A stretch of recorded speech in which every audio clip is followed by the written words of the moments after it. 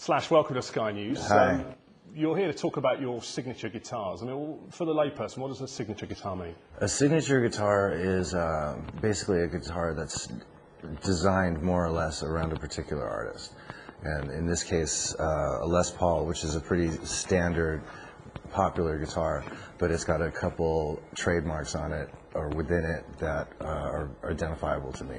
So is this a copy of your guitar, or is this something you've designed? Well, this particular one is not a copy of my guitar. There's 3 different models. One of those models is a copy of my guitar.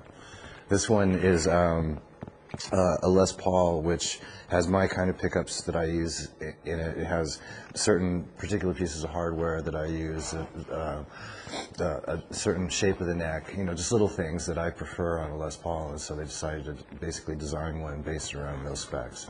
Now that you're a world-famous guitarist, they want to do this for you. Back in the day, you did phone Gibson, didn't you, and asked for some free guitar. Yeah. What did they say? They said, well, we'll sell you at cost, which is basically artist cost. But you were sort of fairly well known at that stage, weren't you? We were sort of on the ladder going up, you know, and at that point you could, you know, you don't know if you're going to be around for a long time or anything. You know, you could disappear in a second. So people aren't usually willing to take a lot of risks. And these days, when they give you guitars, have you got to play them on TV, or what's the deal? How does it work? I really don't have to do anything.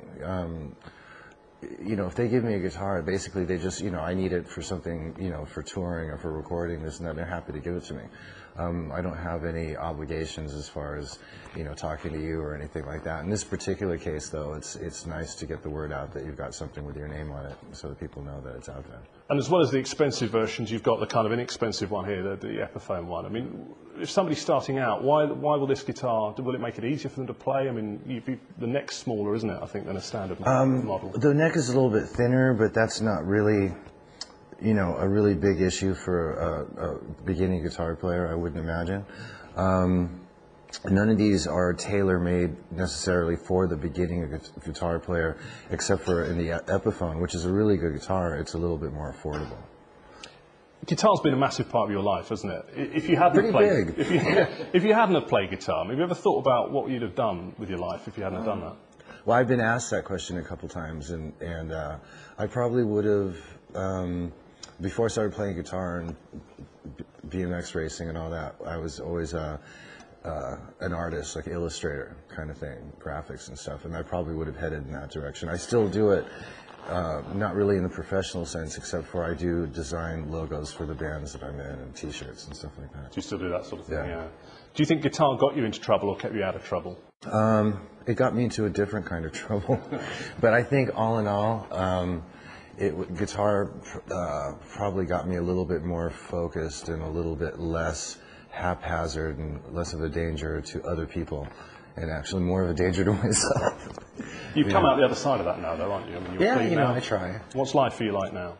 Oh, God, it seems like everybody asks me that as well. It's like, really, it's not that much different, you know, because music's always been like the main focal point. The rest of it was just sort of extracurricular.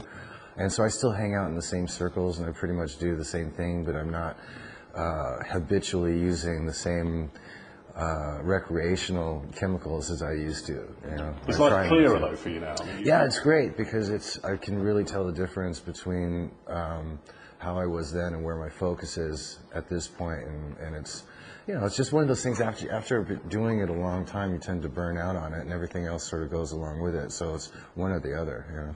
Do you look back on it with regret, or do you look at it as something you just came with the territory, or how do you look back on it? I have no regrets about anything.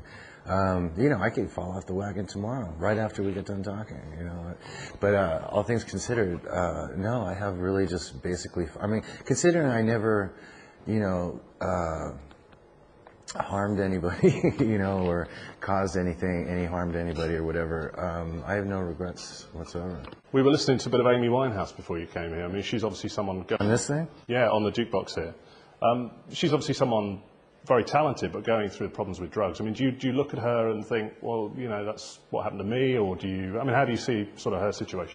Yeah, you know, the thing is you know, it's so under the microscope these days, you know. I mean, it's I don't know exactly to the extent of her situation. It doesn't necessarily seem like that big a deal to me, but it's really blown out of proportion when it hits the media the way it does. I mean, I was horrible, but no one really knew about it except for, people that were close to me, and it was never really an issue, It was sort of, that was just the way it was. So she'll either sort it out or she won't. But, yeah. Just coming back to the guitars, how many of these things have you got now, do you think? It's roughly between 90 and 100, and we sort of keep it that way. It hasn't. Is that because you can't resist another one? I'm not a collector, but I did go through a explosive guitar buying period in I think it was 1991, and I did pick up a lot of instruments at that particular point. But as of lately, I'm not really out in the market looking for. You only really need one or two, really, when it comes down to it. Because a lot of guitarists, when they're starting out, think they've got to get the best one to play. I mean, what would you say? I mean, budget guitar? It's trying to figure out what is the best one. You really, as a kid, as an young aspiring guitar player, you're very impressionable, and you're looking for your sound. You're looking for the right thing that's for you in terms of aesthetics and all these other different things. And then there's all these magazines with tons of advertisements for all these different pieces of gear.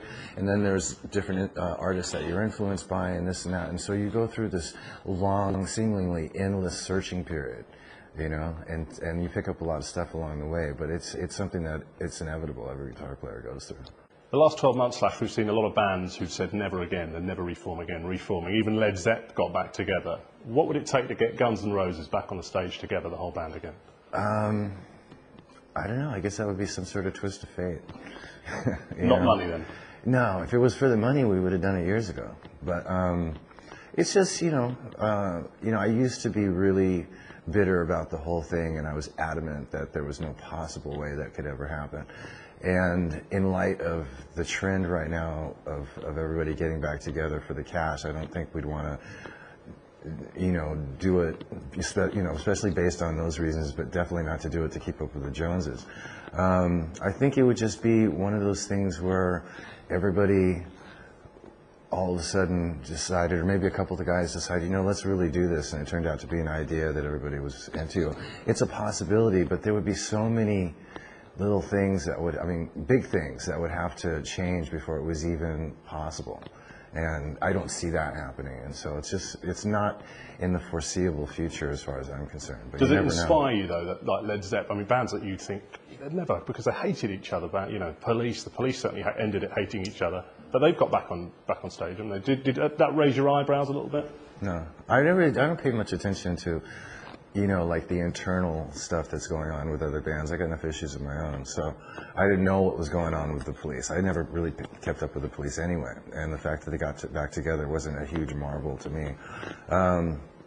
Obviously Led Zeppelin getting back together was sort of like, oh, cool. I wanted to go to that gig, so that was one of the ones that would have been cool to go to. But some people do it for the right reasons, some people do it for monetary reasons or whatever. But I think the main thing is when fans are really, that would be the main reason to do Guns, would just be for the fans that missed out on that whole thing.